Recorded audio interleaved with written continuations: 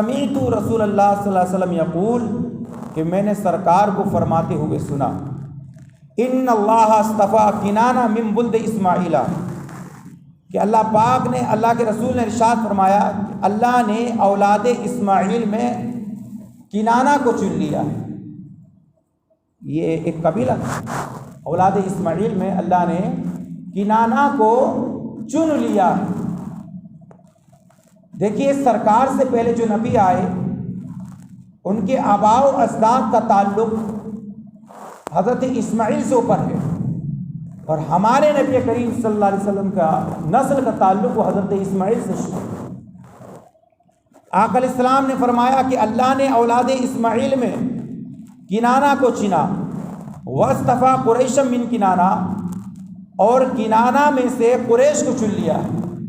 قریش یہ عربی زبان کا لفظ ہے، اس کا معنی آتا ہے سمندر کی بڑی مچھلی، سمندر کی بڑی مچھلی، اور اس مچھلی کی تاثیر یہ ہوتی ہے کہ یہ پورے سمندر کی مچھلیوں پر بھاری ہوتی ہے۔ تو قریش کو قریش اس لیے کہتے ہیں کہ یہ طاقت کے اعتبار سے، دین کے اعتبار سے، آباء و اجداد کے اعتبار سے بہت زیادہ مضبوط ہے، اس لیے قریش کو کیا بولتے ہیں؟ قریشی بولتے ہیں۔ تو فرماتے ہیں واصطفیٰ من قریش، اور آقا علیہ السلام نے فرمایا کنانہ سے قریش کو چنا، واصطفیٰ من قریش، اور قریش سے بنو ہاشم کو چنا گیا، جو سرکار کے دادا ہیں، بنو ہاشم، دادا میں آپ کا شمار تھا۔ سرکار کے والد کا نام کیا ہے؟ یاد ہے آپ کو؟ حضرت عبداللہ۔ بولو کیا نام ہے؟ ایک ایک بات کو آپ کو یاد کر کے چلنا ہے، یہ درس ایک درس ہے، اس کو سبق ہونے کے اعتبار سے آپ سنیے گا، اور آپ کو پورے متواتر 12 تاریخ تک تو کنٹینیو بیٹھنا ہے انشاءاللہ، تب جا کے آپ کو ایک ایک بات سمجھ میں آئے گی۔ آقا علیہ السلام کے والد کا نام سب بولیے، کیا نام ہے؟ حضرت عبداللہ رضی اللہ تعالی عنہ۔ اور آپ کے دادا کا نام حضرت عبد المطلب، اور ان کے والد کا نام حضرت ہاشم۔ یہ آقا علیہ السلام کے آباء و اجداد کا سلسلہ آخر تک پہنچے گا، میں پورا بتاؤں گا کسی موقع پر آپ کو۔ تو سرکار فرماتے ہیں اللہ نے اولاد اسماعیل میں کنانہ کو چنا، اور کنانہ میں سے قریش کو چنا، اور قریش میں سے بنو ہاشم کو چنا، اور واصطفانی من بنی ہاشم، اور بنو ہاشم میں سے اللہ تبارک و تعالیٰ نے مجھ محمد عربی کو چن لیا ہے۔ کہتے نہیں سرکار ہاشمی ہیں، قریشی ہیں، تو سرکار کو بنو ہاشم میں سے سرکار فرماتی اللہ نے مجھ کو چن لیا۔ تو آج پتہ چل گیا کہ ہاشم کا مطلب کیا؟ کہتے ہیں ہمارے سرکار ہاشمی ہیں، قریشی ہیں۔ مطلب کیا ہے کہ آقا علیہ السلام نے فرمایا کہ اللہ نے اولاد آدم، اولاد اسماعیل میں کنانہ کو چنا، اور کنانہ میں سے قریش کو چنا، اور قریش میں سے بنو ہاشم کو چنا، اور بنو ہاشم میں اللہ نے مجھ کو چن لیا اور مجھ کو مبعوث فرمایا۔ عزیزان گرامی سی وقار، اب سنیے آقا علیہ السلام کا فرمان۔ ہم اپنے نبی سے کیوں پیار کرتے ہیں؟ ایک وجہ تو یہ ہے، بہت توجہ کے ساتھ آپ سنیے، تھوڑا نیند کا خمار آپ کے اوپر ہے، لیکن جب ذکر مصطفیٰ ہو تو نیند کا خمار ختم کر دینا چاہیے، تھوڑا بیدار ہوئیے اور میری طرف دیکھیے۔ آپ آقا علیہ السلام کے پیارے صحابی ہیں جن کا نام ہے حضرت ابو ہریرہ، یہ فرماتے ہیں کہ سرکار نے فرمایا انا سید ولد آدم یوم القیامہ، اے لوگوں میں قیامت کے دن اولاد آدم کا سردار ہوں گا۔ کیا فرمایا سرکار نے؟ قیامت کے دن میں اولاد آدم کا سردار ہوں گا۔ تو کیا قیامت میں ہوں گے، دنیا میں نہیں ہوں گے؟ ہمارے نبی یا قیامت کا ذکر خاص کر کے کیا، کیونکہ اس وقت سب کو اپنی اپنی پڑی ہوگی، وہ منظر بڑا سخت ہوگا۔ آقا علیہ السلام دنیا میں بھی اولاد آدم کے سردار ہیں، اور انشاءاللہ قیامت کے روز بھی اولاد آدم کے سردار رہیں گے۔ آقا علیہ السلام نے فرمایا کہ قیامت کے دن میں اولاد آدم کا سردار ہوں گا۔ وَأَوَّلُ مَن يَنشَقُّ عَنْهُ الْقَبْرُ، اور سرکار فرماتے ہیں تمام اولاد آدم میں حضرت آدم علیہ السلام سے لے کر عیسیٰ علیہ السلام تک 1,24,000 یا کم و بیش 2,24,000 نبی دنیا میں تشریف لائے اور ان کی امت دنیا میں تشریف لائیں، لیکن آقا علیہ السلام نے فرمایا کہ اولاد آدم میں سب سے پہلا شخص میں ہوں گا کہ جس کی قبر انور کو شاق کیا جائے گا، یعنی جو سب سے پہلے اپنی قبر سے اٹھایا جائے گا وہ میں محمد عربی کی ذات ہوگی۔ سرکار سب سے پہلے اپنی قبر سے اٹھائے جائیں گے، سرکار سے پہلے کوئی قبر سے نہیں اٹھے گا۔ یہ بات یاد رکھو گیا، یہ بڑی قیمتی بات ہے، زندگی میں پہلے مرتبہ سن رہا ہوں۔ آقا علیہ السلام نے فرمایا سب سے پہلے اپنی قبر سے میں اٹھایا جاؤں گا، اور اس انداز میں اٹھائے جائیں گے، پہلے سرکار اٹھیں گے، پھر اس کے بعد حضرت ابو بکر صدیق اٹھائے جائیں گے، پھر حضرت عمر فاروق اعظم اٹھائے جائیں گے، پھر جنت البقیع کے اندر جو صحابہ مدفون ہیں وہ اٹھیں گے، پھر اس کے علاوہ مزید صحابہ کو اٹھایا جائے گا، نبیوں کو اٹھایا جائے گا، پھر اس کے بعد ساری دنیا کے لوگوں کو ان کی قبروں سے اٹھایا جائے گا۔ کب؟ جب میدان محشر برپا ہوگا، لوگ اپنی قبروں سے اٹھیں گے نا، سب اپنی اپنی قبروں سے اٹھیں گے، اللہ اکبر، لیکن قبروں میں سب سے پہلے اٹھنے کے اعتبار سے وہ ہمارے رسول اللہ صلی اللہ علیہ وسلم کی ذات بابرکات ہوگی۔ فرماتے ہیں سب سے پہلے میری قبر کو شاق کیا جائے گا، وہ اول الشافی، اور نبیوں میں سب سے پہلا شخص میں ہی ہوں گا کہ میں لوگوں کی شفاعت فرماؤں گا، میں لوگوں کی کیا کروں گا؟ شفاعت فرماؤں گا۔ وہ اول مشفی، اور سب سے ہی پہلا شخص میں ہوں گا کہ قیامت کے روز اللہ میری شفاعت کو قبول فرمائے گا، میں شفاعت کروں گا اور میری شفاعت کو قبول نہیں کیا جائے گا۔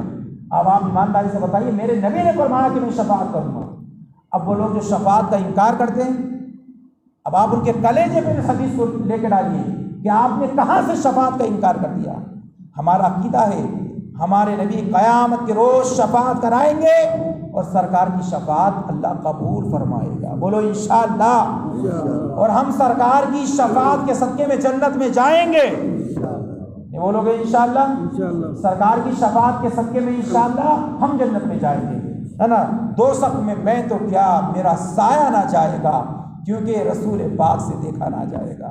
آپ اپنے امتی کو جنت میں داخل فرمائیں گے، اللہ اکبر۔ سرکار انس فرماتے ہیں، آقا علیہ السلام نے فرمایا انا اکثر الانبیاء تبعا یوم القیامہ، قیامت کے دن امت ہونے کے اعتبار سے نبیوں میں سب سے زیادہ میری امت ہوگی، یعنی سب سے دیکھیے جنت میں 120 صفیں رکھی گئی ہیں، کتنی صفیں؟ یہ بھی آپ کو نئی بات سننے کو ملے گی، جنت میں 120 صفوں کا انتخاب کیا گیا ہے، لیکن 120 صفوں میں 80 صفیں میرے نبی کی ہوں گی اور 20 صفیں باقی نبیوں کی ہوں گی۔ کتنا اونچا مقام ہے میرے نبی کا، دنیا میں بھی اللہ نے بلند فرمایا ہے اور حشر کے میدان میں بھی اللہ بلند فرمائے گا۔ کتنی صفیں ہوں گی؟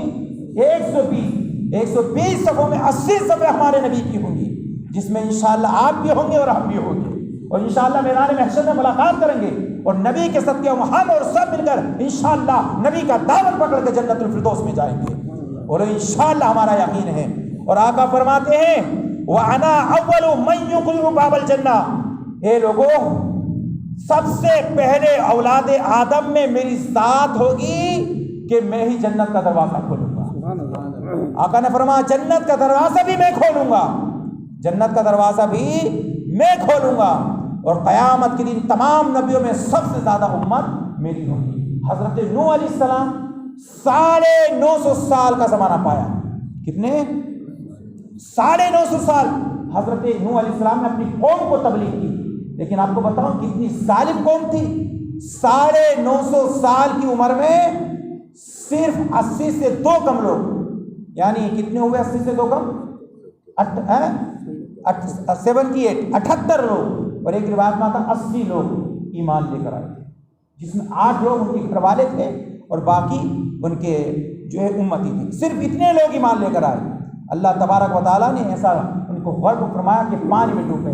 آپ نے اپنے بیٹے سے کہا بیٹے تو کلمہ پڑھ کے مجھ سے رب اسلام ہو جا، بیٹے نے کہا نہیں میں کلمہ نہیں پڑھنے والا، میں تو جو ہے اپنے مکان کی عالیشان بلڈنگوں کی پناہ لوں گا۔